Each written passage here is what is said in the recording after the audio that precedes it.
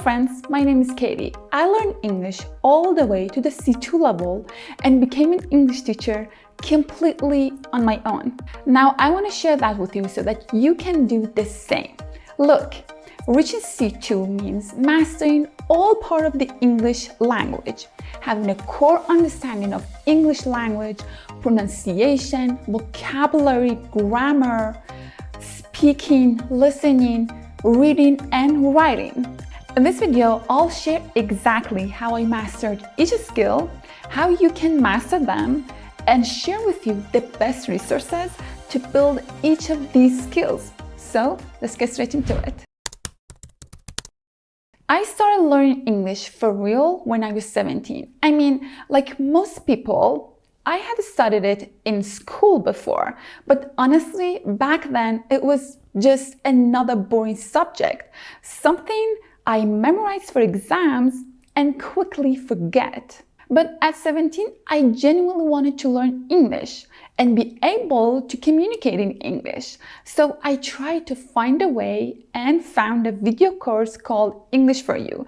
It was a full set of 90 video lessons. That's when I built my foundation. I learned the basics, how to conjugate verbs, how to ask questions, how to build simple sentences.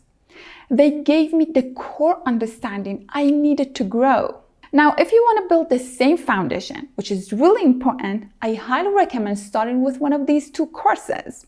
They're excellent and completely free. They will give you all the essential knowledge you need, and you can study at your own pace and in your own comfort. The only question you need to ask yourself is whether you want to study American English or British English, which is really important, and I'll talk more about it in the next segment on pronunciation. But here's the key: by the time your English is at B2 or above, you don't really need courses or classes anymore.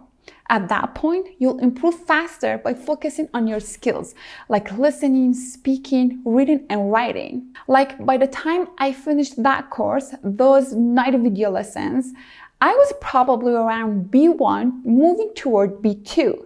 But at that point, my English improved faster when I really focused on improving my skills. And don't worry, I'll share the best materials to practice those skills. As you probably know, there are many different accents in English: American, British, Australian, and more. They each have their own pronunciation. For example, Americans say vitamin with a long I, but the British say vitamin with a short I, vitamin. Or take this word, for example.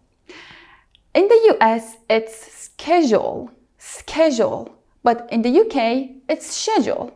Same spelling, but different sounds. When I first started learning English, I didn't care about any of that. For me, English was just English.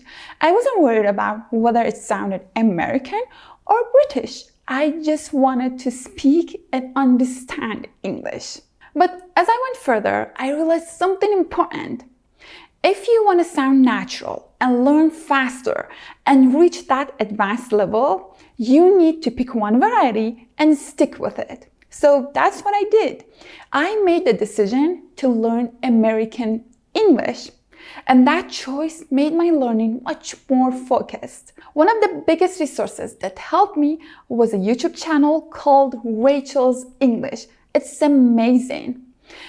It opened the door to the world of American pronunciation. So I kept practicing with her videos, and step by step, I became more familiar with how American English really sounds in daily life. Honestly, I'd call it a free course, and I highly recommend it to anyone who wants to learn American pronunciation. And if your goal is British English, don't worry. I also got a great course for you. I'll put all the information in the description box so that you can start right away. If you want to speak English fluently and reach that C2 level, it's absolutely essential to build a wide vocabulary. Not just individual words, but also useful phrases. And let me be honest with you, I used to think I was terrible at vocabulary. I'd learn a new word and then a second later, poof, it was gone. It was like my brain had a special delete new words button. What finally worked for me was reviewing the new words again and again. You see, whenever I was watching a video or listening to something and come across a new word, I'd pause, look it up, and then write it in my notebook. Back then, I wasn't as lucky as you are. I didn't have all the apps and tools that you have today. Nope. My only option was that simple notebook. So I'd write the new word down and review it every day or every other day so I wouldn't forget it. Because here's the truth. If you just write the new word down and never review it, you'll forget it. And then you'll start thinking, oh no, I'm bad at English. When really it's just lack of practice and reviewing. But nowadays, it's much easier. You don't need those simple notebooks. The simplest and most effective way is to use flashcards. Now, my top recommendation is an app called Anki. It's completely free on PC and Mac. And there's even a free browser for your phone. What makes it so powerful is something called spaced repetition. Basically, the app shows you words just before you're about to forget them, so they stick in your long-term memory. This way, you'll learn a huge amount of vocabulary in the shortest time possible. Now let's talk about how I mastered the trickiest part of the English language, grammar. Honestly, grammar was always confusing for me, and sometimes even just a little bit weird. You know, when I wanted to learn a grammar rule, it just didn't make sense why we had to use that certain grammar. Like, I couldn't understand why we should use the mixed conditional instead of the third conditional. That's how lost I was with English grammar. But one thing that really helped me was studying a good grammar book. And of course, after finishing this grammar book, I didn't have the fluency to apply it smoothly. I couldn't use the right grammar while speaking quickly. I should have taken my time, but I had a deep understanding of it. I knew what kind of grammar needed in certain situations. I was aware of my mistakes. I was always like, oh, I should have used this. I shouldn't have used that. So I had a deep understanding of it. Now, if you want to learn grammar and go really deep, one of my favorite resources is the Infographic Guide to Grammar. It's a book that uses visuals and graphics to explain grammar concepts, and that makes everything much more fun and easier to understand. Listening arguably is the most important skill for any English learners because it's the key to understanding how English is used in real world. When I learned this fact, oh my God, I spent so many of my time just listening English, and what happened was amazing. I started noticing how sentences are structured, how people really speak, which just studying grammar and vocabulary on their own didn't teach me that. Listening led my brain to observe patterns naturally. Watching people speak in English and hearing words in context helped me understand them deeply. I remember them longer. I learned how words are actually used. You see, when we hear words are naturally used in conversations, stories, shows, our brain connects the meaning, the tone, and situations together. So in this way, we can remember the word much more effectively and for the longer time. After spending time listening for a while, my brain started processing English automatically. I could stop translating in my head and I could understand native speakers much easily. This one is crazy. One day I was watching a video and the speaker said something funny. I literally laughed out loud. My sister was sitting next to me. She doesn't know English at all. She said, what did they say? That was crazy. I couldn't tell her. I couldn't even translate it into my native language. I just got it. The meaning came to me directly in English. That was because my brain was starting to think in English, not to translate everything word by word. Now, what kind of listening material you need? You need a comprehensible listening. You see, you can dive in and watch TV shows and movies, but if you don't understand most of it, you're wasting time without making any real progress. Listening is like training a muscle, just like with weightlifting. You can't start with the heaviest weights. You'll just strain yourself. Now, I recommend listening to podcasts. Choose a podcast based on the type of English you want to learn, American or British.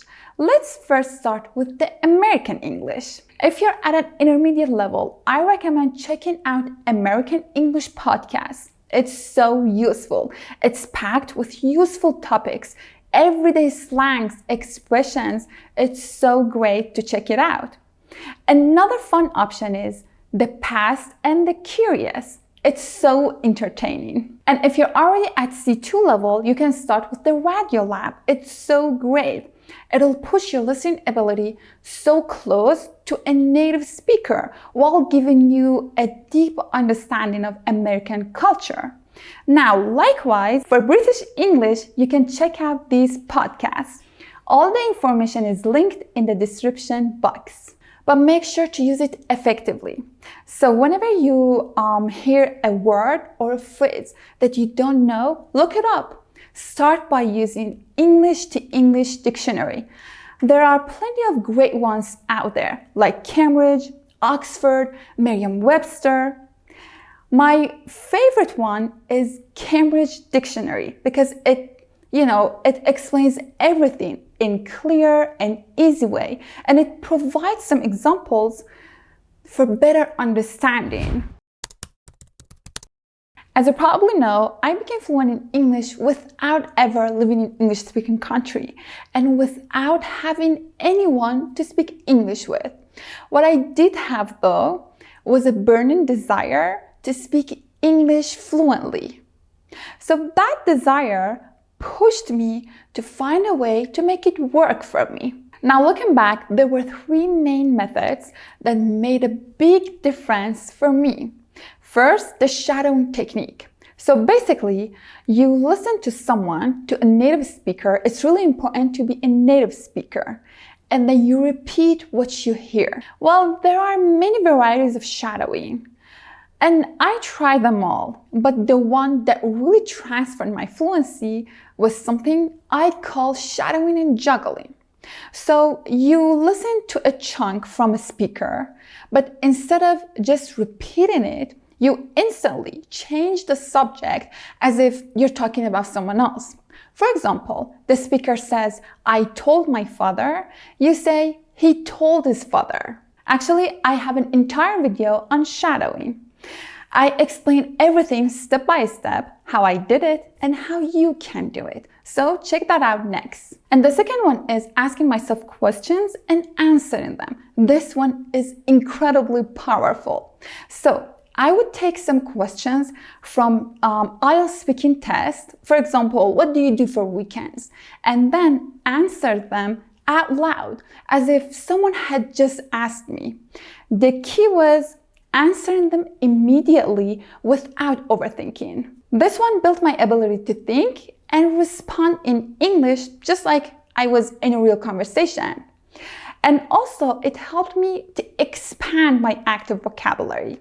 Actually, I have a video on that, how I practice speaking alone at home by myself. You can check out this video next. And method number 3, narrating my thoughts in English.